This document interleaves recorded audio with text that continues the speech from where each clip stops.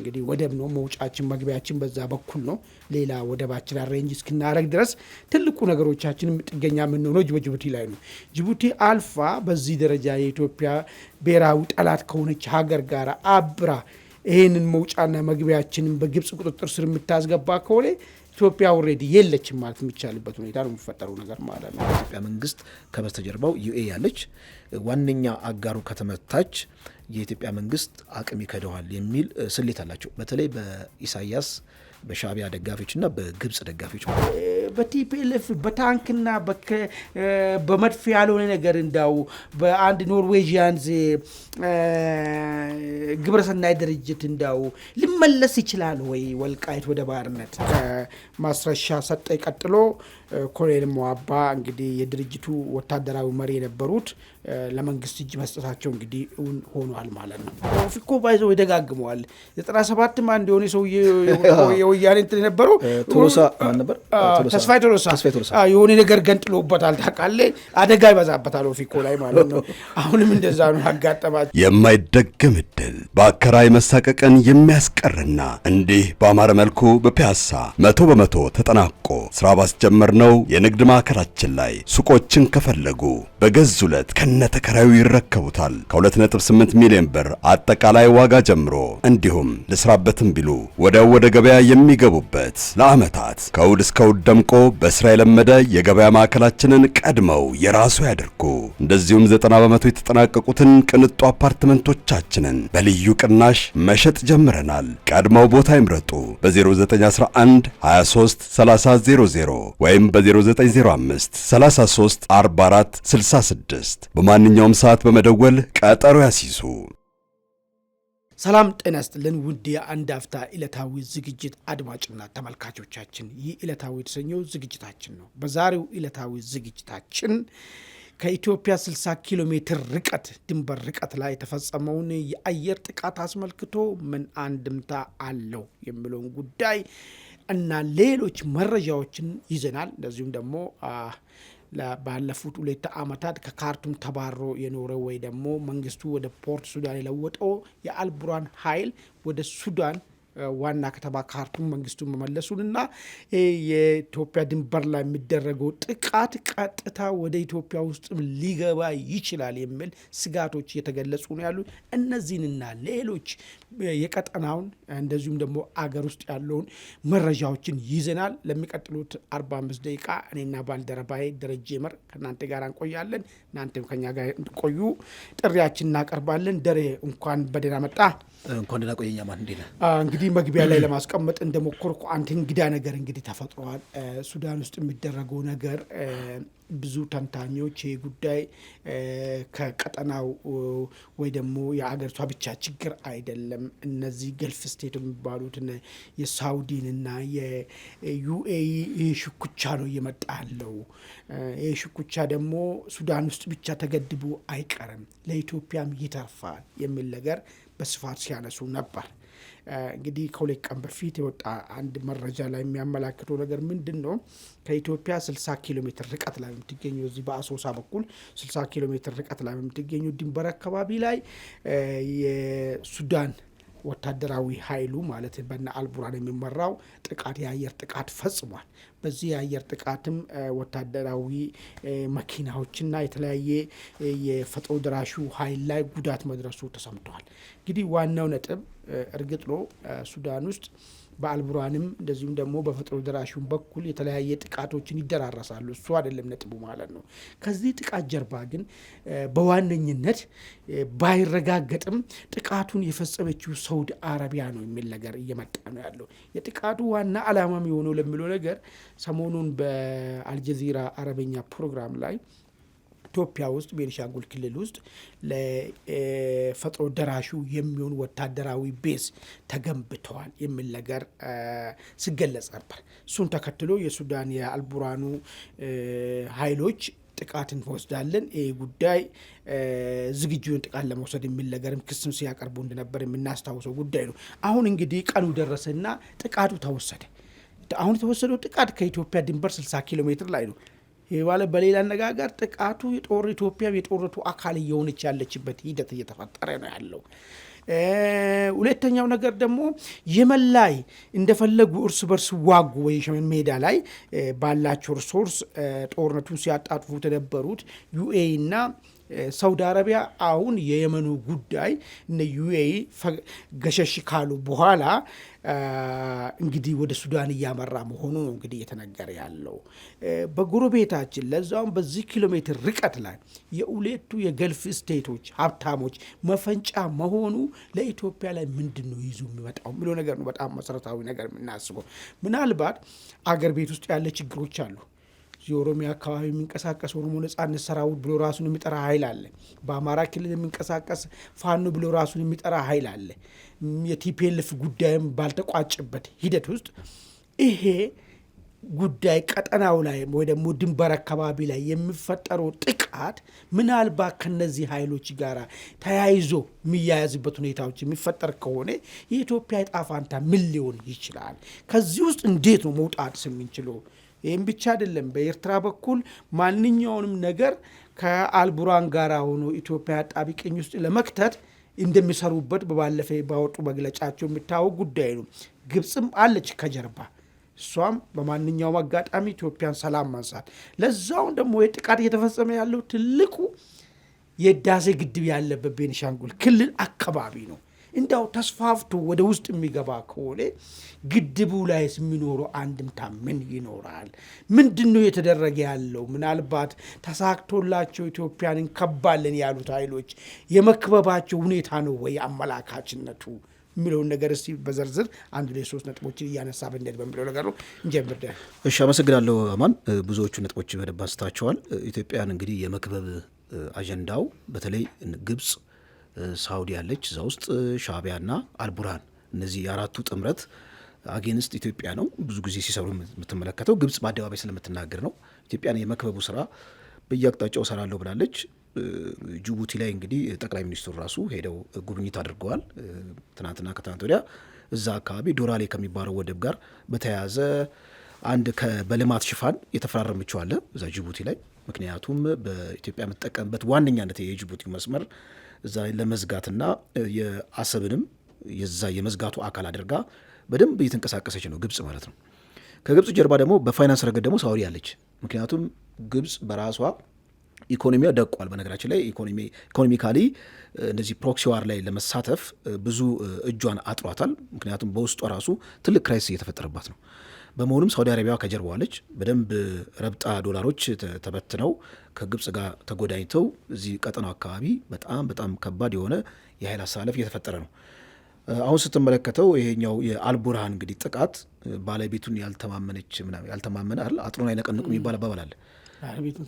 ካልናቁ አጥሩን አይነቀንቁ ይባላል። እና ይሄ እንግዲህ አልቡርሃን የልብ ተሰምቶት እዚህ አካባቢ የአየር ጥቃት ራሱ እስከ መፈጸም እንግዲህ ኢንተርናል የሆነውን ዳይናሚክስ ታውቀዋለህ። በውስጡ አርኤስኤፍ ስቲል በጣም በርካታ ግዛቶችን ተቋጥሯል። እሱም ማሸነፍ አልቻለም። ነገር ግን ከዛ አልፎ ለኢትዮጵያ ኢንተርናሊ በደንብ ካረጋጋ ከጨረስክ በኋላ ነው ጉዳዮችን ከዛ በኋላ ከጎረቤት ጋር ያለህንም ጉዳይ ልትፈታ የምትሄደው ማለት ነው። ይሄ ገና እንግዲህ በጣም ብዙ ግዛት የተቆጣጠረ አርኤስኤፍ የተባለ ኃይል አለ፣ ተቀናቃኝ አለ። ኃይል እያለ ኢትዮጵያ በር ላይ መጥቶ ማንኳኳቱ ከበስተጀርባው ከአልቡርሃን ጀርባ እጅግ አደገኛ የሆኑ ኃይሎች እንዳሉ በተለይ ከኢትዮጵያ ጋር ባላቸው ቁርቋሱ ምክንያት ኃይል እንዳሉ ምንም መገመት አያስፈልግም ማለት ነው። መገመት ቀላል ነው ለማለት ፈልጌ ነው። ደሬ እስቲ ወደ ሁለተኛ ነጥብ ከመሄድ በፊት ሱዳን ውስጥ ፈጥኖ ደራሹ እየተዳከመ በአንጻሩ ደግሞ አልቡርሃን እያየሉ ነው እያሸነፈ ነው ማለት የሚቻልበት ሁኔታ ነው ያለው። አርኤስኤፍ ዋነኛ ይሄ በዳርፉር አካባቢ ያለውን በጣም ሰፊ የሆነው ግዛቱን ተቋጥሯል። ነገር ግን ምንድን ነው ይሄኛው የአልቡርሃን እንግዲህ በዚህ ኢትዮጵያ በቤንሻንጉል የምትዋሰንበት የቡሉ ናይል አካባቢ እሱ አካባቢ በደንብ አድርገው ኮንትሮል አድርጓል። እዛ አካባቢ አንድ አማጺ ነበር። ያን አማጺ መጥቶ እንደውም የአማጺ ነው ወደ ኢትዮጵያ ገባ የሚባለው። የአርኤስኤፍ ልክ እንደ ሳተላይት የሆነ ኃይል ነው እና አርኤስኤፍ ይጠቀምበታል። ብሉ ናይል የተባለው ይሄ በቤንሻንጉል የምንዋሰንበት ከሱዳን ጋር ያለው ኃይል መገንጠል ይፈልጋል እሱ ራሱ ብሉ ናይል የተባለው አካባቢ ማለት ነው።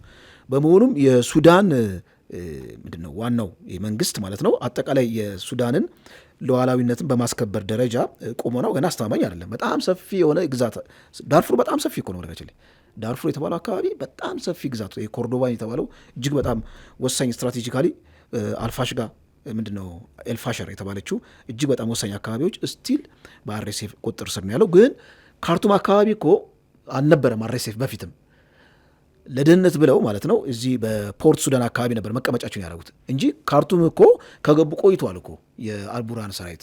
እንደውም ትዝ ካለ አርሚ 7 የተባለው የወልቃይት ተወላጆችን እዛ ካርቱም ገብቶ ጨፍጭፏል የሚል ነገር ነው ከዚህ ከአልቡርሃን ጋር ገብተው ማለት ነው። በመሆኑም ስቲል 50-50 የሚለው ነገር ያስኬዳል። አሁን እንግዲህ ኢትዮጵያ ድንበር ላይ መጥቶ ይሄን ነገር መፈጸሙ ምንድን ነው የሚያመላክተው የሚለው ነገር እጅግ በጣም እንግዲህ ብዙ አላርሚንግ ነው። ይሄ ምንድን ነው ብልጭ የሚል አላርሚንግ ነው። ዴንጀር ነው። ኢትዮጵያ የራሷን የፖለቲካ ኃይል አሳለፍ ከስሌት ውስጥ ታስገባለች። አንዳንዶች ዩኤኢ የመን ውስጥ እኔ ተሸንፋለች አላለም፣ ገና ስቲል ፓወር ኮንቴስቱ ስቲል አለ። ዩኤኢ እዛ ምንድን ነው የመን ላይ የተሸነፈችው ሽንፈት ነጸብራቁ እዚህ ሱዳን ላይ ይደገማል። ሱዳን ላይ ደግሞ መደገሙ ደግሞ ለኢትዮጵያ ትልቅ መርዶ ነው፣ ወይም አሁን ላለው መንግስት ትልቅ መርዶ ነው። ምክንያቱም የኢትዮጵያ መንግስት ከበስተጀርባው ዩኤኢ ያለች ዋነኛ አጋሩ ከተመታች የኢትዮጵያ መንግስት አቅም ይከደዋል የሚል ስሌት አላቸው። በተለይ በኢሳያስ በሻዕቢያ ደጋፊዎችና በግብጽ ደጋፊዎች ማለትና ኢትዮጵያን ማዳከም የሚለው ነገር ያው ከመንግስት ለይታ አታየውም ማለት በመንግስትና ሀገር የሚለው ነገር በጣም ኮምፕሌክስ የሆነ እንትን ያላቸው ግንኙነት ያላቸው ዲሞክራሲያዊ በሆነ ስርዓት ውስጥ መንግስትን ከሀገር የምንነጥልበት አካሄድ አለ። ከዛ ባሻገር ግን ገና ዲሞክራሲያዊ ባልሆነ ሀገር ውስጥ ባላደገበት ሀገር ውስጥ መንግስትንና ሀገርን አጣብቀ ማየት አለብን። ምክንያቱም መንግስት ስመታ ሀገር ራሱ ደህንነቱ አደጋ ውስጥ እንደሚወርቅ የታወቀ ነው። በመሆኑም ይህን ከስሌት ውስጥ ከተው እነ ኢሳያስና የግብፅና ሳውዲ አረቢያ የነዚህ ኢቭል የሆነ አክሲሱ ማለት ነው ኢትዮጵያ ላይ አደገኛ የሆነ ጫና ሊፈጥሩ ይችላሉ። እኔ አሁን ዩኤዚ ብትሸነፍ ሱዳን ውስጥ አርኤስኤፍ ቢሸነፍ እና አልቡርሃን ቴክ ኦቨር ቢያደርግ እጅግ በጣም አደገኛ የፖለቲካ አሳለፍ የሚፈጠረው ኢትዮጵያ ውስጥ ለኢትዮጵያም እጅግ አደገኛ ነው። ምክንያቱም አልቡርሃን አንደኛ ዝም ብሎ አይቀመጥም። አጠቃላይ ያንም አካባቢ ቢይዝ ከኢትዮጵያ ጋር የግዛት ይገባኛል ጥያቄ ውስጥ ይገባል። ልክ እረፍት በሚያገኝበት ጊዜ ከዚህ ቀደም የጀመረው አለ የአልፋሽጋ ጉዳይ እዛ እስከ አርማጮ ይገባኛል ብሎ ይገባል እና ኢትዮጵያ ውስጥ ሌላ የጦርነት ቀጠና የመክፈትና የመንግስትን ትኩረት የመበተን ኢትዮጵያ ያለመረጋጋት ሁኔታዋ እንዲያድግ ያደርጋል። ይሄ ደግሞ የኢሳያስ መንግስት ወይም የሻዕቢያ መንግስት ጂኦፖለቲካሊ ከኢትዮጵያ የተሻለ ፖዚሽን ላይ እንዲቀመጥ ያደርገዋል እና ካውንተር የማድረጊያው ምንድን ነው መድኃኒቱ ነው በዋነኛው ነጥብ። እንግዲህ ኢትዮጵያና እስራኤል ያላቸው አሊያንስ አለ። ኢትዮጵያና እስራኤል ያላቸው ግንኙነት እንደው ዝም ብሎ ታሪካዊ ብቻ በካልቸር ጉዳይ ብቻ ሳይሆን ስቲል አሁን ወቅቱ አጣብቅኝ የሆነው የጂኦፖለቲካል አሰላለፍ መስቀለኛ መንገድ ላይ ያገናኛቸው ሀገራት ናቸው ኢትዮጵያና እስራኤል ማለት ነው። እና ያንን ጉድኝት በጣም በከፍተኛ ሁኔታ በማሳደግ ካውንተር የሆነው ቀመር ሊቀመር ይገባል። እኔ ጠቅላይ ሚኒስትሩ እንግዲህ ወደ ጅቡቲ የሄዱበትና እዛ አካባቢ ያው ጉብኝት ያደረጉበት ሁኔታ አለ። እንግዲህ ጉብኝት በሚደረግበት ጊዜ እንደ ዝም ብሎ ተራ የልማት ወይም የሁለትዮሽ ግንኙነት አይደለም። እዛ አካባቢ የተፈጠረውን ውጥረት ለማርገብ ከዲፕሎማሲ አንጻር ብዙ የሚመነዘር ነገር ነው። ዲፕሎማቲካሊ ነገሮችን ስተነትናቸው ያው የጅቡቲ መንግስት አሁን ያለው መንግስት በነገራችን ላይ ፕሮ ኢጅፕት ነው። ከኢትዮጵያ ተጸራሪ ነው። ምናልባት አማርኛ ያወራሉ ፕሬዚዳንቱ፣ ነገር ግን በብሔራዊ ጥቅም አንጻር እንደዚህ የአረብ ሊግን አጀንዳ ማስፈጻሚ ናቸው ነው የሚባለው። ተቀናቃኝ ያለባቸው ፕሬዚዳንታዊ ኤሌክሽን ይካሄዳል። ምናልባት ያ እንግዲህ ካውንተር የሚያደርጋቸውና እሳቸው ከስልጣን የሚወገዱ ከሆነ ለኢትዮጵያ ፌቨር የሚያደርግ ሌላ ፕሬዚዳንት ራሱ የሚመጣ ከሆነ ትንሽ በጅቡቲ አካባቢ ያለውን ውጥረት የሚረግብበት ሁኔታ አይ ቲንክ እድል ይኖራል ማለት ነው። እና ይሄ የአየር ጥቃቱ ብዙ አንድምታ አለው የሚል እንዲያው ካነሳ አይቀር ስለ ጠቅላይ ሚኒስቴሩ ጅቡቲ ጉብኝትን አንዱ ወሳኝ ነገር ነው። ምናልባት እንግዲህ በዲፕሎማሲ ሁሉም ነገር የተነጋገሩትን ነገር ግልጽ አድርጎ ላያወጡ ይችላሉ እንጂ ትልቁ የሚጠረጠረው ባለፈ ዶራሌ ላይ እንግዲህ ግብጽ የልማት ማስፋፋት ስራ ሰራለሁ በሚለው ጉዳይ ጋር ተያይዞ ነው። ምናልባት ይሄ ነገር ግብጽ በዛ ሂደት ውስጥ የሚቀጥል ከሆነ ጅቡቲ ብዙ ጥቅም ከኢትዮጵያ የምታገኘው ነገር አለ። እኛ ብቻ ለወደብ ከዛ የምናገኘው ነገር ማለት ነው። ብዙ ነገሮች ከኢትዮጵያ የሚቋረጡ ከሆነ ምናልባት ጅቡቲ ዜጎቿም ለአመፅ በአደባባይ መውጣት የሚችሉበት አጋጣሚዎችም አሉ። አሁን የምታነሳቸው ነገሮች ዝም ብሎ እንትን ብቻ ሳይሆን ከተለያዩ ለምግብና ከሚውል ነገሮች ጀምሮ ብዙ ነገር ከኢትዮጵያ ነው እንግዲህ የሚሄድላቸው ጅቡቲዎች። ምናልባት ወደ አላስፈላጊ ነገር ውስጥ ብንገባ ምንድነው ሊፈጠር የሚችለው የሚለውን ነገር ታሳቢ ማድረጉ መልካም ይመስለኛል። ኤኒዌይስ ግን ይሄንን ጉዳይ አሁን ከግብጽ ጋር የገቡበትን ጉዳይ ማጠፍ እስካልቻሉ ግን ጅቡቲን ጥሩ ፓርትነራችን ናት ብለን ማሰቡ በጣም ይከብዳል ማለት ነው። እንግዲህ ወደብ ነው መውጫችን መግቢያችን በዛ በኩል ነው። ሌላ ወደባችን አሬንጅ እስክናረግ ድረስ ትልቁ ነገሮቻችንም ጥገኛ የምንሆነው በጅቡቲ ላይ ነው። ጅቡቲ አልፋ በዚህ ደረጃ የኢትዮጵያ ብሔራዊ ጠላት ከሆነች ሀገር ጋር አብራ ይህንን መውጫና መግቢያችንን በግብጽ ቁጥጥር ስር የምታስገባ ከሆነ ኢትዮጵያ ኦልሬዲ የለችም ማለት የሚቻልበት ሁኔታ ነው የሚፈጠረው ነገር ማለት ነው። ለምን እኛ ብዙውን ነገር ከውጭ የምናስገባ ሰዎች ነን። እዚህ ኢምፖርት ሰብስቲቲዩት የሚባል ነገር የለም፣ በጣም የለም ማለት የሚቻልበት ደረጃ ነው። ብዙዎቹን ነገሮች ከውጭ የምናስገባ ሰዎች እስከሆን ድረስ እንዴት ነው በዚህ ሁኔታ ውስጥ ግብጽ ያን ቦታ ከተቆጣጠረች ግብጽ ሁል ጊዜ እጃችን የምንጠመዝበት ሁኔታ ይፈጠራል። አይደለም ቀና ብለን ልማታችንን ማሳለጥ እንደ ሀገር የመቀጠላችን ሁኔታም ጥያቄ ውስጥ የሚገባበት ሁኔታ ይፈጠራል ማለት ነው። ስለዚህ የአሁኑ ጠቅላይ ሚኒስትር ጅቡቲ ጉብኝት ይሄንን አስጨናቂ ነገርን ሊቀለብስ የሚችል ውይይቶች ተደርጎበት የሚመጣ ጉብኝት ነው ብለን እንወስዳለን። እንግዲህ ውጤቱ ወደፊት ሲመጣ እናያለን። የሆነው ነገር ሆኖ ግን አንድ ነገር ላንሳ እስቲ። ይሄ ዩኤኢ እና ሳውዲ አረቢያ ላይ እንግዲህ ከዚህ በፊትም አንስተናል። ብዙ ሰዎች ኦኬ እነዚህ ሰዎች ጋር አብሮ መስራት ራሱ የሀገርን ጥቅም አሳልፎ እንደመስጠት ነው። አንዳንዶቹ ኢትዮጵያን እንዳውም ጆሮዋን ይዛ እንደፈለገች የምታደርገው ዩኤኢ ነች እስከማለት ድረስ የሚሄዱበት አለ። በዛው ልክ ደግሞ ሌሎቹ እነ ኤርትራም ሆነ ሱዳን ውስጥ ደግሞ እንደፈለገ የሚያደርጉት እነ ሳውዲ ናቸው የሚባል ነገር አለ። እንደው እነዚህ ሁለት ኃይሎች የኃይል ሽኩቻቸውን ቢጨርሱና ወደ ቀጠናቸው የሚመለሱ ወይ ወደ ሰገባቸው የሚመለሱ ከሆነ ቀጠና አካባቢ ያሉት ጎረቤት አገራት የሚተርፋቸው ዕጣ ፈንታዎች ምን ይሆናሉ? ይሄ በደንብ መታሰብ ያለበት ነገር ይመስለኛል። ምንም በሂደቱ ውስጥ እኛ የራሳችን ብሔራዊ ጥቅም ለማስከበር የምንንቀሳቀስም ቢሆንም ዳሩ ነገር ግን ዩኤኢ ለምሳሌ በቃ ያስፈላጊ ነገርም አይደለም የሆነ የፖለቲካል አስተሳሰብ ሺፍት ቢያደርጉ ማለት ነው። አይ በቃ እንደዚህ አይነት ነገር በእንደዚህ አይነት ነገር ላይ ወጪ ማውጣታችን ማስፈላጊ አይደለም፣ በቃ ሊበቃን ይገባል በሚል ነገር ይህንን ጫወታ ቢያቆሙ ሱዳንና ኢትዮጵያ መካከል የሚፈጠረው ነገር ምንድን ነው? ዕጣ ፈንታው የወደፊቱ ዕጣ ፈንታስ ራሱ አበላሽም ወይ? ለምንድን ነው እዚህ የቀጠና አካባቢ ያሉት አገራቶች መንቃትስ ያልቻሉት? ምኑ እንዳለው ነው እነዚህን ሰዎችን ታኬ ራስን ብሔራዊ ጥቅም ለማስከበር ለመሄድ የሚደረገው እንቅስቃሴዎች ጀስቲስ ነው ብለን ብንወስደው እንኳን ከዛ ቢዮንድ የሆነ ነገር ማየት ለምን አልተቻለም የሚለው ነገር ላይ ጥሩ ሀሳብ ያነሳው። ብዙ ጊዜ ለውጭ ኃይሎች ተጋላጭ የምንሆነው ውስጥ ያለመረጋጋት ሲኖር ነው። ለምሳሌ ከወያኔ ጋር በነበረው ጦርነት በዛ ጊዜ የነበረው ጦርነትን ማለት ነው ታኮ ኢትዮጵያ ያንን ጦርነት ለማሸነፍ ብዙ እርዳታዎችን ብዙ የሁለትዮሽ ግንኙነቶች ፈጥራ ነበር አለ ከነ ቱርክ ከነ የተባበሩት አረብ ኤሚሬትስ ኢቭን ከኢራን ጭምር ማለት ነው። እና የበለጠ እንደዚህ አይነት የኢንተርናል ክራይሲስ በሚኖርበት ጊዜ ውስጣዊ ቀውስ ሲኖር የውጭ ኃይሎች ጣልቃ ለመግባት የሚችሉበትን አማራጭ ያገኛሉ። እና ትልቁ እነዚህ ገልፍ ሀገራት በላቸው ወይም ሌሎች ሀገራት በኢትዮጵያ ሁናቴ ላይ እጣ ፈንታ ላይ ሊወስኑ የሚችሉት ውስጣዊ ለመረጋጋት በሚኖርበት ጊዜ ነው። እና ውስጣዊ መረጋጋት በጣም እጅግ በጣም ወሳኝነት እንዳለው የዘርፉ ባለሙያዎች ራሱ ይናገራሉ። ስለ ውጭ ጉዳይ ፖሊሲ ትንታኔ የሚጽፉ ጸሐፊዎች የሚናገሩት ነገር ምንድን ነው? ለውጭ ኃይሎች ጣልቃ ገብነት ዋነኛ ሜዳ ወይም ስፔስ የሚፈጥረው የውስጥ አለመረጋጋት የውስጥ ቀውስ ነው ማለት ነው። እና ኢትዮጵያ ውስጥ ያለው የፖለቲካ እውነት እንደምትመለከተው ከለውጡ በኋላ ከወያኔ ጋር በጣም መጠን ሰፊ የሆነ ግጭት ነበረ። ያ ቀላል አይደለም። አገሪቷን በጣም ብዙ ያናጋት ነገር ነበረ።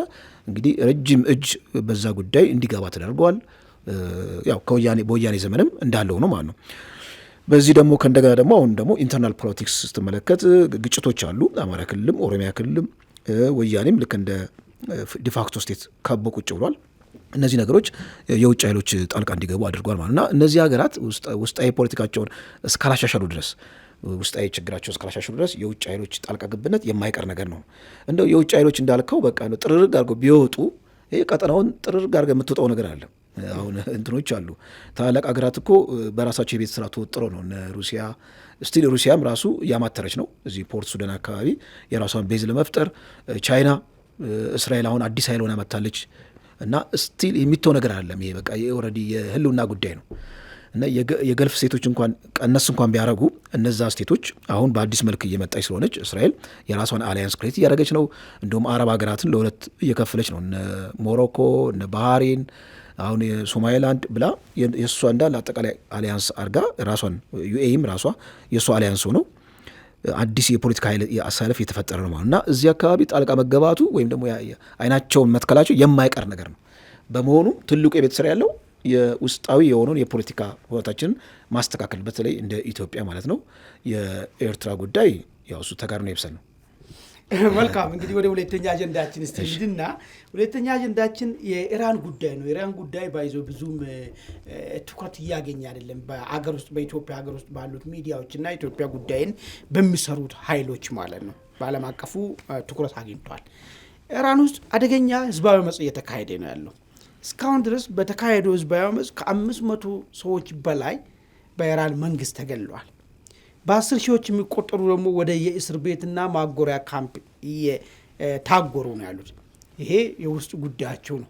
ነገር ግን ይሄንን አመጽን ተከትሎ ሰልፈኛው አንድ የሚለው ነገር አለ። ያ ተቃዋሚው አሜሪካ ያለው ይምጣልን ወደ ሀገሩ ይመለስልን የሚል ነገር ነው እያነሳው። ይሄን ተከትሎ ትራምፕ አንድ ሀሳብ አምጥተዋል። ምንድነው ያሉት? እነዚህ ንጹሃን ሰልፈኞች ላይ እርምጃ የሚወሰድ ከሆነ ጣልቃ እንገባለን፣ እርምጃ እንወስዳለን ኢራን ላይ የሚል ነገር እያነሱ ነው ያሉት። እንዲያው ከይሄ ነገር ምናልባት ሰሞኑን ከቬንዙዌላው መሪ ላይ የተፈጸመው ነገርን ጋር ግንኙነት ያለው ነገር የሚመስል ነገር አለ። አዲስ ፋሽን እየመጣ ነው፣ አሜሪካ መታ ትውሰድልን የሚል ነገር ማለት ነው። ባይዞ እኔ አሁን እዚህ እንድነጋገር ፈልጎ ይሄ ሜንታሊቲ ራሱ ምንድን ነው የሚለው ነገር ነው። ቬንዙዌላ መሪ ጨቋይ ሊሆን ይችላል፣ በዳይ ሊሆን ይችላል። ጨቋኝም በዳይም የሆነው ለቬንዙዌላዎች ነው። ከነሱ ውስጥ ነው የበቀለው። ወደ ህግ ማቅረብም አደባባይ ላይ መስቀልም መቻል ካለባቸው ቬንዙዌላዎች ናቸው። ይሄን ነገር ማድረግ ያለባቸው ነገር አሜሪካ ይሄን የምታረግ ከሆነ ይሄ ቅኝ ግዢ ነው። አያገባትም። ስለ አሁን አሜሪካ ስለ ቬንዙዌላ ህዝብ ስቃይ አስጨንቋትም አይደለም። ሊያስጨንቃት የሚችልበት ሞራል ግራውንድም የለም።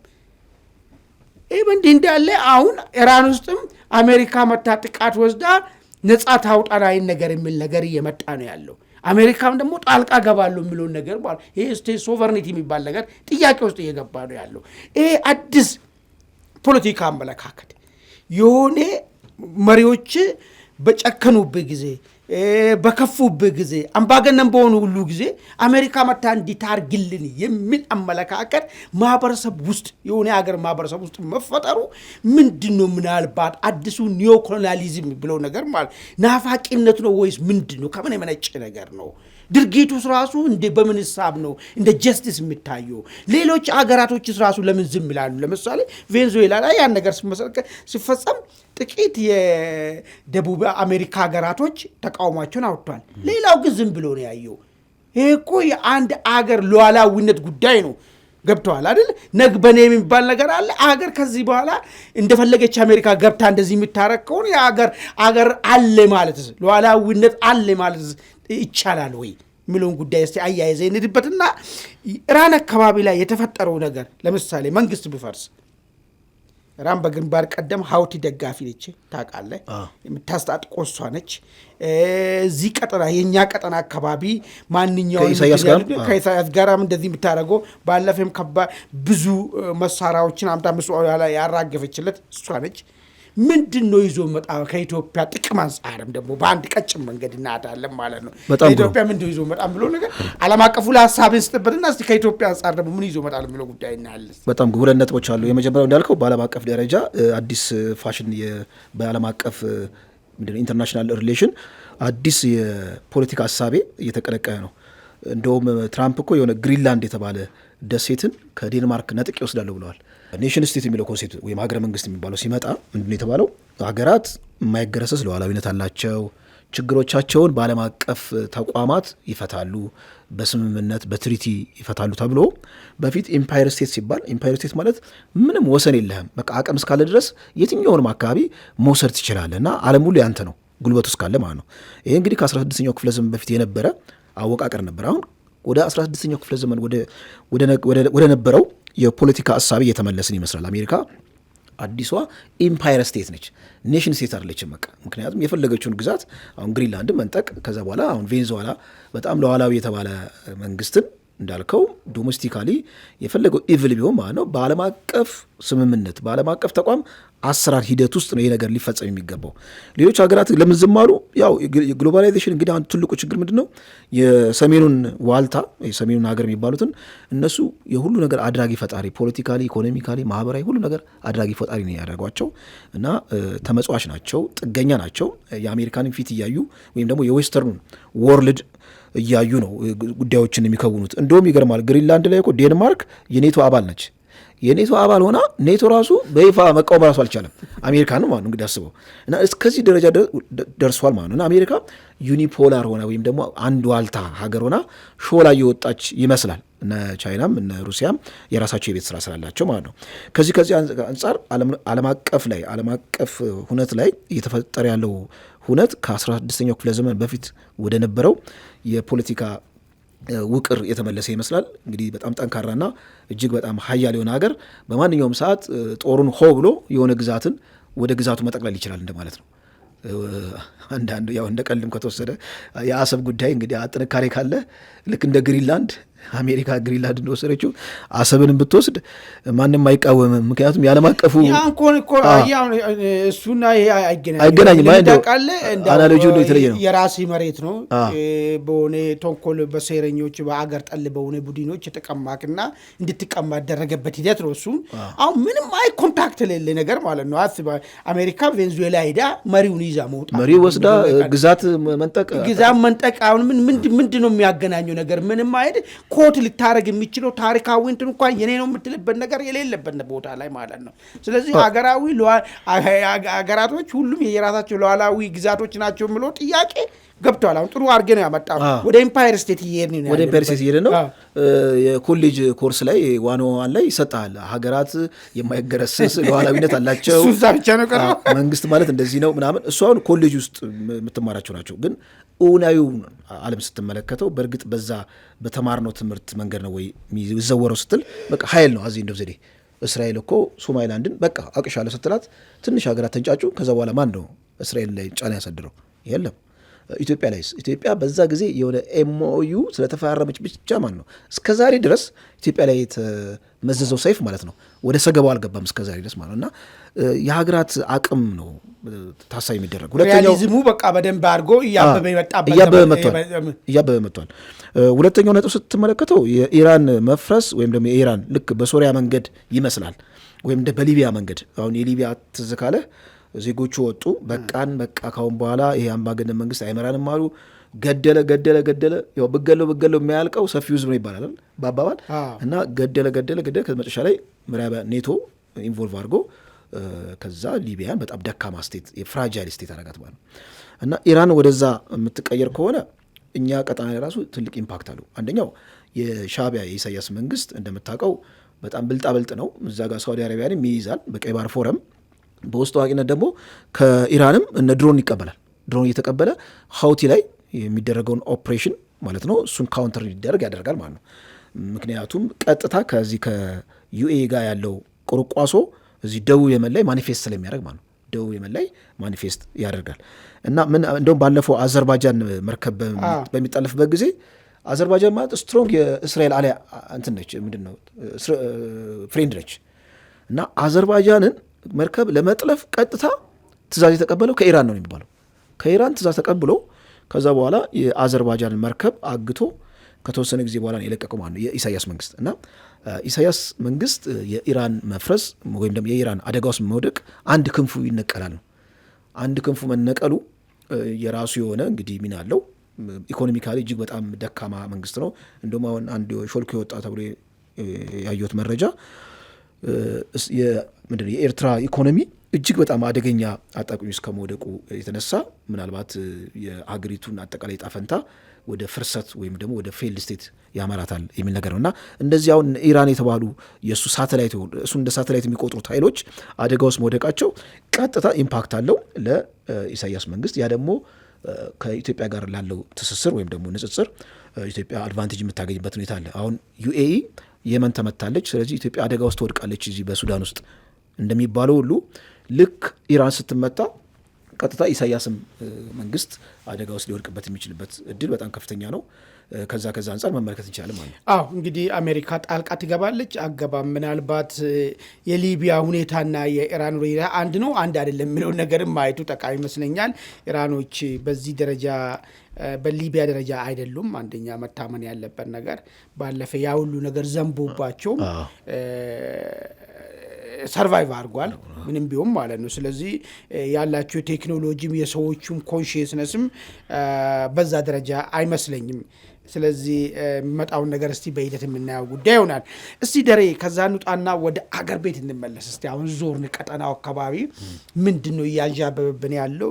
ምን በረከት ነው እየመጣልን ያለው? ምን አደጋ ነው እየመጣልን ያለው የሚለውን ነገር ነው በሁለቱ መንገድ ያየናቸው ማለት ነው። እስቲ አሁን ከዛ እንውጣና ወደ አገር ቤት ስንመለስ አንድ ክስተት እንግዲህ ተፈጽሟል። እሱ ምንድን ነው? የቢሾፍቱ ኢንተርናሽናል ኤርፖርት ስራ ማስጀመርን አስመልክቶ ጠቅላይ ሚኒስትር አይ ቲንክ እሑድ ቅዳሜ ዕለት መስለኛል በይፋ ስራ ጀምረዋል። እሱን አስመልክቶ ሁለት የኦሮሞ ድርጅቶች ተቃውሟቸውን አወጥተዋል። ኦሮሞ ፌዴራሊስት ኮንግረስ እና ኦኔግ የነ ኦቦ ዳውድ ኢብሳ ማለት ነው እና የነ ፕሮፌሰር መራራ ያው ኦፌኮም አደጋ ውስጥ ስለገባ አሁን ማን ተስፋዬ ድንቅናቸው እሳቸው ወጥቼ ፌዴራላዊ ምናምን አዲስ መስርቻለሁ የሚል ነገር ኦፌኮ ባይዘው ይደጋግመዋል። 97 ማን እንደሆነ ሰው የወያኔ እንትን ነበረው ቶሎሳ ማን ነበር? ተስፋዬ ቶሎሳ የሆነ ነገር ገንጥሎበታል ታውቃለህ። አደጋ ይበዛበታል ኦፌኮ ላይ ማለት ነው። አሁንም እንደዛ ነው ያጋጠማቸውና አሁን እንግዲህ ወደ ነጥቡ ስንመለስ ይሄ ቢሾፍቱ ላይ ይገነባል የተባለው አየር መንገድ ዋናው አየር መንገዱ ምንድን ትልቅ ፕሮጀክት እንደሆነ የአፍሪካ ትልቁ ፕሮጀክት ነው የተባለው አይ ቲንክ ከ10 ቢሊዮን ዶላር በላይ ምናምን ነገር ነው ብሩ ራሱ እንትን የሚለው የአፍሪካ ልማት ባንክም ስፖንሰር አበድሮታል እና ትልቁ ፕሮጀክት ነው የሚባለው። ይሄ ፕሮጀክት ለምን አስፈለገ? ለምን ወደ ቢሾፍቱ እንዲሄድ አስፈለገ የሚለውን ነገር ደግሞ አስመልክቶ አንዳንድ መረጃዎች እየወጡ ነው ከሳይንሳዊ ፐርስፔክቲቭ። ለምሳሌ የኢትዮጵያ እዚህ ያለው ቦሌ ያለው ኤርፖርት ማለት ነው ከንትኑ ከፍታ ቦታ ላይ ስላለ ፕሌኖች በቂ ነዳጅ ይዞ የመነሳት እድል ይቸግራቸዋል። ነዳጅ በጣም ኮንሱም ያደርጋል። ለዛ ሲባል ለምሳሌ ወደ አሜሪካ ሲሄድ ትራንዚት ታደርጋለ፣ አርፌ ነዳጅ የሚቀዳበት ሁኔታዎች ይፈጠራሉ። እንደዚህ አይነት ነገሮችን ያስቀራል የሚል ነገር ሳይንሳዊ ትንተናዎች የሰጡት ነገር አለ። በአንጻሩ ቢሾፍቱ ደግሞ ሲሆን ዝቅተኛ ቦታ ላይ ስለሆነ ይሄን ከዚህ ተነስተ አሜሪካ ለመሄድ ትራንዚት ይቀራል፣ በቂ ነዳጅን ይዘ መነሳት ትችላለህ የሚል ትንተና የሚሰጡ እንግዲህ ባለሙያዎች አሉ። ሌሎች ትንተናዎችም እየተሰጡ ነው ያሉት። አሁን ከሱ እንውጣና እንግዲህ ይሄ ትልቅ ፕሮጀክት ነው፣ ለሀገርም የሚጠቅም ፕሮጀክት ነው። ቀላል ነገር አይደለም። በአፍሪካ ትልቁ ፕሮጀክት ነው። የሚገርም ነገር ወደፊት ይሄ ነገር የሚያልቅ ከሲያልቅ እንዳለ ዓለም አቀፋዊ በረራዎች ሙሉ ለሙሉ ወደዛ አካባቢ እንደሚሄዱ ነው አይን ነገር ነው። ከዚህ አየር መንገድ ጋራም ተያይዞም ብዙ መስፋፋትና ከተማዎች ይመሰረታሉ፣ ብዙ ነገሮች እንደሚፈጠሩ ነው። አሁን እንግዲህ በኦፌኮ መከራከሪያ ሆኖ መጣው ስለ ፕሮጀክቱ አይደለም፣ ፕሮጀክቱ ጠላት አይደለም የሚል ነገር ነው ድባቡ ላይ ያለው ነገር። ግን ይሄ ፕሮጀክት ሲሰራ ፕሮጀክቱ የሚሰራበት ቦታ ሰዎች ነበሩ፣ አርሶ አደሮች ነበሩ። አይ ቲንክ ወደ 13,000 አገደማ ነው። ቆይ እንትን ለማለት ቱ ቢ ኤግዛክትሊ ነምበሩን ማስቀመጥም ጠቃሚ ስለሆነ ማለት ነው። ይቅርታ፣ አዎ ከ3,000 በላይ አባወራዎች ናቸው እና 15,000 የሚጠጉ ነዋሪዎች ይነሳሉ ማለት ነው ከነዚህ መንደሮች ቀበሌ መንደሮች ውስጥ ማለት ነው። 3,000 አባወራ እንግዲህ በአምስት ቤተሰብ ቋን 5 ልጆች ቢኖሩ 15,000 ሰዎች ይነሳሉ ማለት ነው። አሁን እንግዲህ ኦፌኮ ያነሳው ምንድነው እነዚህ ሰዎች ክብርን ባልጠበቀ ሁኔታ የሚደረገው ፕሮጀክት ዘረፋ ነው የሚል ነገር ነው ያስቀመጠበት ማለት ነው ኦፌኮ። በመንግስት በኩል ደግሞ የሚገርም በቂ የሆነ ነገሮችን አድርገን ነው እነዚህን አንስተን ዛሬ አይደለም አሁን ይኸውልህ በደንብ እንድታየው የምፈልገው ነገር ይሄ መግለጫ የወጣው ቅዳሜ ዕለትና እሑድ ዕለት ነው። ፕሮጀክቱ ስራ ጀመረበት ቀን ፕሮጀክቱ ስራ ለማስጀመር ቅድመ ስራዎች የተሰሩ ቀድሞ ነው። አርሶ አደሮቹ የተነሱ ቀድሞ ነው። ቤት ተሰርቶላቸው የአየር መንገዱ ዋና አዛዥ ኃላፊ የሆኑት መስፍን ጣሶ ደግሞ ሲገልጹ አስፈላጊውን ቪላ ቤት ለእያንዳንዱ ሰጥተን ጨርሰናል። እሱ የኛውን ፋይል ዘግተናል አይን ነገር ነው እሳቸው እያነሱ ያሉት። ኦልሬዲ የሚነሱትን አንስተን ማረፊያቸውን አመቻችተን ሁሉ ነገር ጨርሰን አሁን ስራው ነው እየሰራን ያለ ነው። አንድ ጥያቄ እንግዲህ የሚነሳ ኦፌኮ ይሄ ጉዳይ ሰዎቹ ሳይነሱ በፊት ፕሮጀክቱ ከመጀመሩ በፊት ስለ ሰዎቹ ጉዳይ ስለሆነ ኦፌኮ የሚያነሳው ነገር ስለ አርሶ አደሮቹ ስለሆነ ለምን በወቅቱ ለምን ያኔ ይህን ጉዳይ መከራከሪያና ምናልባት የሚሻሻልም ነገር ካለ ለማሻሻልም ከሆነ ማለት ነው ያኔ ማንሳት አይቻልም ወይ የሚል መከራከሪያ መጥቷል። አንድ በል ሁለተኛ ኦፌኮ አንድ ያነሳው ነገር አለ። እነዚህ አርሶ አደሮች ከዚህ ቦታ ስለተነሱ ማንነታቸው፣ ቋንቋቸው፣ ስር መሰረታቸው ሰው ልጅ ከተፈጠረበት ቦታ ሲነሳ ብዙ ነገርን ያጣል። ስለዚህ ይሄንን ሊክስ የሚችል ነገር ሊደረግ ይገባል አለና መሬታቸው እንደ ኢኩዊቲ ወሰድና ከአየር መንገድ ውስጥ ድርሻ ይሰጣቸው አይን ነገር የሚል ነገር መጣ። አሁን እዚህ ጋር ስለ አርሶ አደር እኔ አንድ በጣም እኔ የሚቀበለው ነጥብ አለኝ። አርሶ አደር ወስደ ቪላ ስለሰራለት ቪላ የኛውን ትውልድ ይሰራለት። ይሄ መሬት እኮ ገና 20 30 50 ትውልድ ወደፊት ማለት ነው የጣፋንታ እዛ ቤተሰብ ውስጥ የሚወለዱ እዛ ቤተሰብ ውስጥ የተፈጠሩ ሁሉ ከዛ መሬት ጋር ተገናኘ የጣፋንታ ነው። ተመጣጣኝ የሆነ ለጄኔሬሽኑ እዛ ትውልድ ውስጥ ለሚመጣ ተመጣጣኝ የሆነ ዌይ ኦፍ ላይፋቸው ሊያስኬዱበት የሚችሉት ነገር እስካልተደረገላቸው ድረስ ቪላ ቤት ለአንዱ አሁን ላለው ሰው ብሰጡ ምንድነው ውጤቱ? እዚህ ላይ በጣም አርጊው አረጋለሁ። ለምን ቪላ ሰጠው ዘነከስት ምንድነው የሚሆነው? እነዚህ ሰዎች እሱን ነው እርሻ ነው ብዙ ጄኔሬሽን ከነሱ በፊት አርሶ ሲበላበት እነሱ ላይ ደርሶ ነው ወደ ኋላም ገና ብዙ ጄኔሬሽን አርሶ ይበላበታል። ስለዚህ ይሄንን ሰአኑን ከወሰድክባቸው እነዚህ ሰዎች ምንድነው የሚሆናቸው? በመሬት ቪላ ስለሰጣቸው ይተካል ወይ? ስለዚህ ተመጣጣኝ የሆነ ነገር የነዚህን የወደፊት በዚህ ሂደት ውስጥ የሚፈጠሩትን ጄኔሬሽን ሊያስታግስና ወይ ሊያኖረው የሚችለው ነገር ሊደረግላቸው ይገባል የሚል እኔም አቋም አለኝ እዚህ ጉዳይ ላይ ማለት ነው። ይሄን ነገር ግን አሁን ኦፌኮ ያነሳው የኢኩዊቲ ጉዳይ እንግዲህ የአየር መንገድ ስለሆነ ሼር ይሰጣቸው አይን ነገር ነው የተመጣው ነገር ማለት ነው። ብዙ ፕሮጀክቶች ለምሳሌ ህዳሴ ግድብ እንትን ተሰርቷል። ቤኒሻንጉል ነው በክልል ውስጥ የኖሩ ሰዎች ያሉ ሰዎች ኢኩዊቲ ይሰጣቸው ወይ የሚል መከራከሪያ ልታነሳ ትችላለህ። ብዙ ፕሮጀክቶች ተሰርተዋል። ሰዎች መሬታቸው ተወስዶ ሪል ስቴት ተገንብቷል። ከሪል ስቴት ውስጥ ኢኩዊቲ ይሰጣቸዋል ወይ ሚል ጥያቄ የምታነሳው ነገር ነው የሚያደርገው ነገር ማለት ነው። ይሄ ምን ያህል ያስኬዳል የሚል ነገር እዚህ ላይ ሐሳብ ይስጥ። እሺ ግሩም አማን፣ ጥያቄ መነሳቱ ለምሳሌ ዜጎች በሚፈናቀሉበት ጊዜ በፍትሃዊነት መንገድ ተጠቃሚ ሆነው በዛ መልኩ ከቀያቸው ማለት ነው ተመጣጣኝ በሆነ ካሳ ከዛ አካባቢ ቢወጡ ችግር አልነበረውም ማለት ማንኛውም ዜጋም መጠየቅም አለበት። አሁን ምን ችግር አለ መሰለኝ ሀገር የሲቪል ሶሳይቲ ጠንካራ ሲቪል ሶሳይቲ የለም እና አሁን እንደዚህ አይነት የዜጎችን መፈናቀል የዜጎች ጉዳትን በተመለከተ በጣም ቅርብ የሆኑት ሲቪል ሶሳይቲ ነው ሌላ ሀገር ማለት ነው እና ጠንካራ ናቸው። ፖለቲካሊ ሞቲቬትድ አይደሉም። ለስልጣን አይደለም የሚታገሉት፣ የህዝብ ጥቅምን ነው ታሳቢ ያደረጉት። እኛ ሀገር ሲቪል ሶሳይቲ ደካማ ነው። የሲቪል ሶሳይቲ ስራ የሚሰራው ማን ነው? ፖለቲካ ፓርቲ ነው። አሁን ፖለቲካ ፓርቲው ይሄንን ተናገረ። ፖለቲካ ፓርቲ ደግሞ ውስጡ ፖለቲካ ማርኬት አለው ማለት አንድን ጉዳይ እንዴት ነው ለገበያ የማቀርበው፣ እንዴት ነው አድቫንቴጅ የምወስድበት የሚል ኮንስፓይረሲ ያለ ማለት ከውስጡ ማለት ፒውር የሆነ የዜጎች ችግር አይደለም ግድ የሚለው ማለት አንድ የፖለቲካ ፓርቲ ያን አጀንዳ ወደ አደባባይ በሚያወጣበት ጊዜ እንዴት ከምቀናቀነው የፖለቲካ ኃይል አንጻር ማሸነፍ ይችላለሁ ኮንቴስቱን ከሚል አንጻር ነው እና ሲቪል ሶሳይቲ ቢሆኑ ኖሮ ጉዳዩን ፒውርሊ ጀጅ ያደርጉታል ነው አንድ ይሄ ነው እና ኦፌኮን ደግሞ እንደምታውቀው የአይደንቲቲ ፖለቲካ አቀንቃይ ነው፣ የማንነት ፖለቲካ አቀንቃይ ነው። የማንነት ፖለቲካ ላይ መሬት ብሔር አላት እና ከዛ አንጻርም ከዛ አንግልም አንጻር በደንብ ጀጅ ያደርገዋል። ይሄን ለመሰል ያልኩ እዛው መግለጫው ላይ ስለ ከተማ ይጨንቀዋል። ወደፊት የሚፈጠረው ከተማ እዛ አካባቢ ያለው ማህበረሰብ የነጠለ ነው የዛ አካል ማድረግ አለበት የሚል ነገር ነው። እኔ በአየር መንገዱ አማካኝነት ሊፈጠር የሚችለው ከተማ እንደውም ሜትሮፖሊታን የሚባለው አይደለም ኮስሞፖሊታን ሊሆን ሁሉ ይችላል።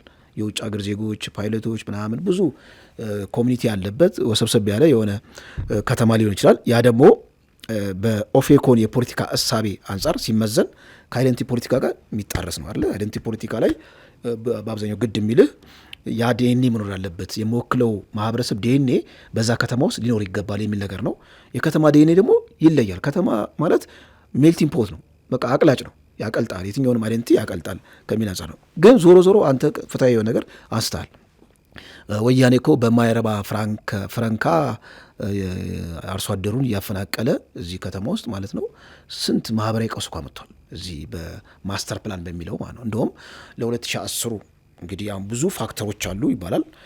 ኩሙሌቲቭ እንደውም ኢኮኖሚክ ፋክተር ነው የሚባለው። ፖለቲካል ፋክተሩ እንደ ትሪገሪንግ ፋክተር ነው፣ ልክ እንደ መለኮሻ፣ ልክ እንደ ክብሪት ነው እንጂ ያገለግለው በጣም የተብላለው ኢኮኖሚካል የሆነው ግሪቫንስ ነው ብለው የሚያስቀምጧሉ። እና ይሄ ማስተር ፕላኑ ፕሮጀክት አብዮት እስከ ማምጣት ድረስ የደረሰበት ሁኔታ አለ። እነ ጀዋርም አይ ቲንክ ይሄን ነገር አንስቶታል። ይሄ ነው ያሁኑ ማለት ነው። እና ብዙ ጊዜ እዛ አክቲቭ የሆኑ ሰዎች የፖለቲካ ሰዎች ይሄን ነገር አንስቶታል። አሁን የእነሱን ፒውርሊ ለመመልከት የሚቸግረኝ ምንድን ነው? እኔ የፖለቲካ ሀሳብ ያላቸው አይዲዮሎጂ ያላቸው ግብ አላቸው። ከዛ ደግሞ የሚቀናቀኑት ኃይል አለ። እንደው ዝም ብለው በጣም ፒውር በሆነ ኢንተሌክቹዋሊ ጉዳዩን አይተውት ወይም ደግሞ የዜግነት ግዴታቸው ግድ ብሏቸው ብቻ አይደለም ይሄን ነገር ወደ መድረክ የሚያመጡት። እና ከዛ አንጻር በጣም በሂሳይ ነው የማየው የእነሱን መግለጫ ማለት ነው። ግን ዜጎች አሁን ቀላል አለም 15,000 ማህበረሰብ ማለት እንግዲህ አስበው። ቀዬ እኮ ማለት የቀዬ አታችመንት ማለት መሬት እኮ ማለት አይደለም፣ ሳይኮሎጂካል አታችመንት አለ ነው። አይደንቲቲ ማለት በጣም ትልቅ ኮንሴፕት ነው ራሱን የቻለ። እንደውም ጂኦፖለቲካሊ ይተነትናል። ቀዬ የሚለው ነገር መሬትና ስነ ልቦና እንዴት ይገናኛል የሚል ነገር። ለምሳሌ ኢየሩሳሌም ስትመለከት ኢየሩሳሌም መሬት ነው አይደለ? ፍልስጤሞችም እስራኤሎችም ያንን አካባቢ ማነው ያን አይደንቲቲ ከመሬት ጋር የተጣበቀ አይደንቲቲ ያላቸው ማለት ነው። የአይደንቲቲ ቀላል አይደለም። እና አሁንም ዝም ብለህ አንስተህ የሆነ ቪላ ቤት በአሸዋና በምንድን ነው በጣም ጽድት ባለ ቪላ ቤት ብትከታቸው የእነዚህ ሰዎች አይደንቲቲ ልክ አንሴስተራሊ ማለት ነው ሲወርድ የመጣ በጣም ካፒታላይዝ ልታደርገው የምችለው ማህበረሰባዊ እሴት አለ፣ ካፒታል አለ። እና እሱን ገደል ከተህ ዝም ብለህ ቪላ ቤት ብትከታቸው ቀውስ አለው ማለት የሶሻል ፋብሪክ አንጻር በጣም ቀውስ አለው። በዛ ላይ ደግሞ ይሄ አካባቢ አምራች የጤፍ አካባቢ እኮ ነው። እና ሎካል ኢኮኖሚው ላይ ራሱ አጠቃላይ ናሽናል ኢኮኖሚው ላይ ከዚህ ከምርት አንጻርም የሚያመጣው ዶሚኖ ኢፌክት አለና እነዚህን ሁሉ ከግምት ጥፎ እንግዲህ መንግስት ሊወስደው የሚችለው መረጃ ምን እንደሆነ ወደፊት የምናየው ነገር ይመስለኛል። መልካም። እንግዲህ ይህን ፕሮጀክት በተመለከተ ሌላ ነገር ደግሞ የሚነሳው ምንድነው? ሁለት ነገር ደግሞ የሚነሳው አለ። አንደኛው ወገን ይሄው ሁሉም ፕሮጀክቶች ወደ ኦሮሚያ ብቻ ነው የሚሄዱ፣ ትላልቅ ፕሮጀክቶች የሚደረጉ በኦሮሚያ ውስጥ ነው የሚል ነገር ቅሬታ የሚያነሳ ቡድን አለ። ይህን የሚያክል ትላልቅ ፕሮጀክቱም ወደ ኦሮሚያ ውስጥ ነው የሚደረገው የሚለውን ነገር። ሌላኛው ወገን ደግሞ አይ እንደዚህ ፕሮጀክቶች ሲመጡ እኛን ማንነታችን ያጠፋልና መምጣት የለበትም የሚል ነገር በጣም የሚገርም ሁለት ፓራዶክስ የሆነ ሀሳብም እንግዲህ በስፋት እየተሰሙ ነው። የሆነው ነገር ሆኖ እኔ አሁን ነገሮችን የማየው ከአርሶ አደሮች ፐርስፔክቲቭ እና ከወደፊት ጣፋንታቸው ጋር እሱ ጉዳይ ላይ በደንብ ሲሪየስሊ መታየት መቻል አለበት።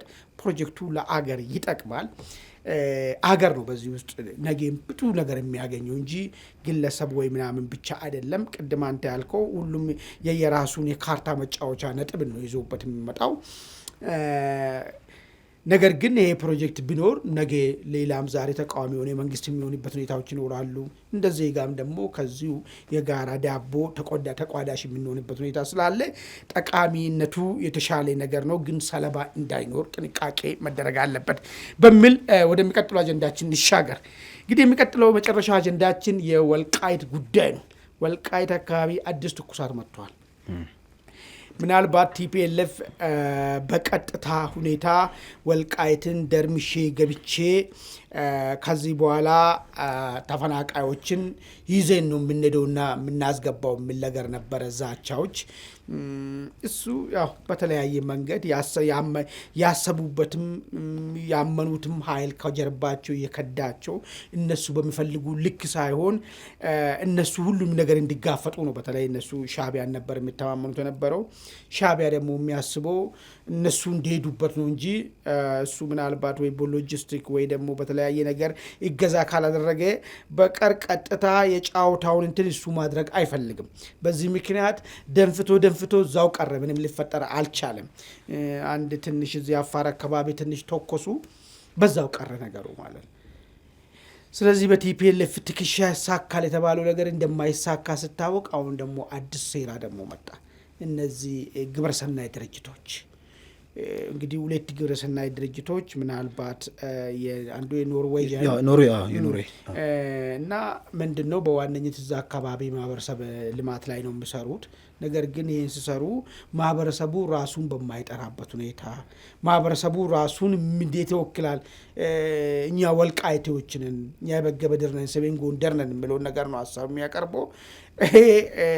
ኤንጂኦዎች ግን ወስት ትግራይ ወይ ደግሞ ምዕራብ ትግራይ በሚል ነገር ነው እንግዲህ ነገሮችን የሚገልጹት። በዚህ ጉዳይ አልተግባቡም። ቲፒኤልኤፍ በጉልበት ሞክሮ ያልቻለውን በፈረንጅ በኩል ሊያሳካ እየሞከረ ነው በሚል ነገር እንግዲህ የወልቃይት አስተዳደሮች እርምጃ ወስዶበታል። እነዚህ 2 ድርጅቶች ላይ ሰውንም በድብቅ ሲያዘዋውር አግኝቻለሁ የሚልም ሌላ ውንጀላንም አንስቷል። 2ቱን ድርጅት እዛ ዞን ውስጥ እንዳይንቀሳቀስ አግዷል። እንዳው የነዚህ ድርጅት እንዳው በቲፒኤልኤፍ በታንክና በመድፍ ያልሆነ ነገር እንዳው በአንድ ኖርዌጂያንስ ግብረሰናይ ድርጅት እንዳው ሊመለስ ይችላል ወይ ወልቃይት ወደ ባርነት? ወይስ ምን ታስቡ ነው የጉዳይ ሲዚህ ላይ በጨራሳሉ? በጣም ግሩም። እንግዲህ ከዚህ ቀደም እንደነበረው ድሮ ያው በታሪክ የምናውቀው ሚሽነሪዎች ነበር የሚልኩት። ፈረንጆቹ ሚሽነሪዎችን ይልካሉ። ከዛ በኋላ ሚሽነሪዎቹ አጠቃላይ የማህበረሰቡን እሴት፣ ቫልዩ፣ ምንድነው ባህል፣ ታሪክ በደንብ ካጠኑ በኋላ ለቀኝ ገዢዎች መረጃ ይልክሏቸዋል። ቀኝ ገዢዎች ከዛ ይመጣሉ እና ዘመናዊ ሚሽነሪዎች ይባላሉ። ኤንጂኦዎች ሁሉም አይደሉም። በተለይ ደግሞ እነዚህ አሁን ወልቃይት አካባቢ ያሉት ይጠረጠራሉ። የኖርዌይ ድርጅቶች በነገራችን ላይ ተገንጣይ ቡድኖችን በጣም ይደግፋሉ። ኖርዌይ ራሷ ታሪኳን ስትመለከት ከዛ ጋር የተገናኘ ነው። ትሮንቮልን ታውቀዋል አይደል? ነጭ ወያኔ የሚባለው እሱ አሁን የኖርዌያዊ ነው። እንግዲህ ኢትዮጵያ ውስጥ የመጣ ምርጫው ሊታዘብ ነበር በወያኔ ዘመን ማለት ነው። እና እነዚህ ልጆች በጣም መሰሪ ስራ ነው የሚሰሩት። ይገርመሃል፣ ወልቃይትን በተመለከተ ጄኖሳይድ ተፈጽሟል። ጄኖሳይድ ደግሞ ፈጻሚዎቹ እነ ኮሎኔል ደመቀ ናቸው ብለው መረጃው የሚያቀብሉት እነዚህ ናቸው። መረጃ አቀባዩ ናቸው። ነገራችን ላይ ልክ እንደ ምንድነው ኪ ኢንፎርማንት ናቸው ማለት ለአካባቢው በቃ አካባቢውን በሙሉ መረጃው እንዳላቸውና ከዛ በኋላ ለምዕራባውያን ሚዲያ ግብአት ይሆናል። ምዕራባውያን ሚዲያ ከነሱ ወስደው ምዕራብ ትግራይ ላይ ጄኖሳይድ እየተፈጸመ ነው፣ የትግራይ ተወላጆች አደጋ ደርሶባቸዋል። ስለዚህ ያው ወልቃይት የሚለው ነገር እነሱ ይጠየፉታል፣ አይጠቀሙትም ጭራሽ። በመሆኑም እኔ አሁን የዞን አስተዳዳሪ ቆይቷል፣ ዘግይቷል። አክቹዋሊ ውሳኔው እንደውም እርምጃው ዘግይቷል ነው የምለው። ቀደም አንተ ያነሳው አለ በምንድን ነው በሆነ በትልቅ ታንከር ውስጥ ከትግራይ ውስጥ እንግዲህ ተፈናቃዮችን በዛ ደብቆ የማስገባት ሁናቴ ሁሉ ተመልክተናል። ከዛ ይልቅ በጣም ፎርማል በሆነ መንገድ ስርዓት በጠበቀ መንገድ የተፈናቀሉ ዜጎችን ወደ ቀያቸው እንዲመለሱ ቢሰራ ለሁለቱም ወገን ጠቃሚ ነው የሚሆነው። አሁን እነዚህ ኤንጂኦ የጽድቅ ስራ ለሚሰራው በጣም ውስብስብ በጣም ብዙ ሴራዎች ሰርተዋል። ብዙ ሀገራት አፋጅተዋል፣ ቀዮችን እንትን ብለዋል። እና የወያኔ ደግሞ ዋነኛ ምንድነው የጡት አባት ናቸው የዌስተርኖቹ አገራት ማለት ነው። እና ወልቃይት አካባቢ እርምጃ መወሰዱ አንደኛ ጥርስ አወጣ ነው የሚባለው የአስተዳደሩ እንዲህ ማድረጉ፣ ሁለተኛ ከወልቃይት አንጻር እንግዲህ ሊፈጠር የሚችለውን ሁናቴ የምዕራባውያን ሚዲያዎች ሁሉ ያው ይዘግቡታል። አንደኛ የሚዘግቡት ምንድን ነው ይሄ ጄኖሳይደር ወይም ደግሞ ጄኖሳይድ ፈጻሚው የወልቃይት አስተዳደር ገበናውን የሚያጋለጡበትን እንግዲህ ወይም በጣም የሲቪል ስራ የሚሰሩትን ድርጅቶች ሁሉ አስወግዷል እና እንዲሁም የበለጠ የጄኖሳይድ ጉዳዩን በጣም ያባብሰዋል ብለው ሌላ ፖለቲካ ሊሰሩበት ይችላሉ። ዞሮ ዞሮ ግን ውሳኔው በጣም አስፈላጊ ነው። የወያኔ ሚዲያዎች ሲንጫጩ አይቻለው ሞኒተር ሳረግ እዛ አካባቢ፣ ምክንያቱም የሆነ ነገር ስስ ብልት ሲነካ እነሱ ሲንጫጩ ትመለከታለ።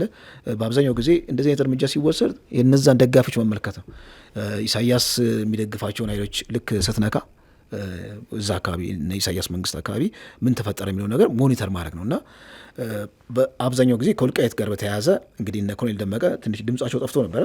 በዚህ እርምጃ ድምጻቸው መጥተዋል። እንዳልከው ቲፒኤልኤፍ ብሎ በቃ እጅ ሰጥቷል። ካሁን በኋላ እንግዲህ በፈረንጅ ገባ እንደው ይታያል። በታንክና በመድፍ ያልሆነ በፈረንጅ እንዳው የመጨረሻ እንዳሁን የደረሰ መረጃ አለ። እንግዲህ የአፋድ የሚባለው የፋኖ ክንፍ ወታደራዊ መሪ የሆኑት ኮሎኔል ሞሀባ የሚባለው እጅ ሰጥቷል የሚል መረጃዎች እየቀረቡ ነው። ለመንግስት እጁን ሰጥቶ ትግሉ በቃኝ ብሎ መጥቶ እጁን ሰጥቷል የሚል በስፋት በማህበራዊ ሚዲያ ላይ እንትን እያለ ነው፣ እየተናፈሰ ነው ያለው። ይሁንና አፋዳውን አንድ መግለጫ ወጥቷል። ይሁንቻ ጠር ያለች መግለጫ አግደናቸዋል፣ ኮሎኔል ሞሀባን ከማንኛውም ድርጅታዊ ስራ አግደናቸዋል የምትል አንድ 2 መስመር መግለጫ ወጥታለች። እንግዲህ ነገሩን በኋላ በዝርዝር የሚወጣ ይመስለኛል። አሁን ከዚህ ግን መረዳት የሚቻለው ኮሎኔል ሞሀባና አፋድ መካከል ችግር ተፈጥሯል ወይ ኮሎኔል ሞሀባ አፋድን አልፈልግም ብሎ ወደ መንግስት መጥቶ እጃቸውን ሲሰጡ የተለመደው አይነት ነገር አፋድን አይወክሉም ወይ ደግሞ እኛ ከስራ አግደናቸዋል የምትል አይነት መግለጫ የተሰጠ ይመስላል። ወይስ እንግዲህ ከማስረሻ ሰጠ ቀጥሎ ኮሎኔል ሞሀባ እንግዲህ የድርጅቱ ወታደራዊ መሪ የነበሩት ለመንግስት እጅ መስጠታቸው እንግዲህ እውን ሆኗል ማለት ነው። አይ ቲንክ የዛሬውን ዝግጅታችን በዚህ እንግዲህ ውድ አድማጭ ተመልካቾቻችን የዛሬው ዕለታዊ ዝግጅታችን በዚህ ቋጭተናል። በሌላ ጊዜ እስክንገናኝ ድረስ መልካም ቆይታ።